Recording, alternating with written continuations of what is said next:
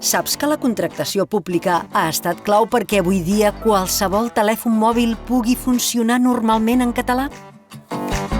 A principis dels 2000, la Generalitat va incorporar una quantitat important de mòbils al cos de treballadors públics per oferir uns serveis de qualitat i adaptats a l'entorn. Això va fer que hi hagués telèfons mòbils en àmbits com la seguretat, la salut o l'administració en general.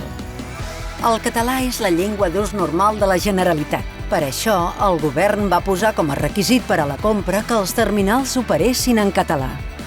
Fa 20 anys, eren pocs els telèfons que tenien els menús en llengua catalana i això va fer que més fabricants de dispositius la incorporessin als menús. Per ajudar la ciutadania a trobar els mòbils que oferien amb normalitat aquesta llengua, es va engegar la campanya elteumòbil.cat. Al web s'hi podia consultar quins models funcionaven en català abans de comprar-los. Gràcies a la contractació pública i a l'interès ciutadà pels terminals que incloïen el català, la següent generació de telèfons intel·ligents ja va arribar al mercat amb el català com a llengua instaurada als sistemes operatius.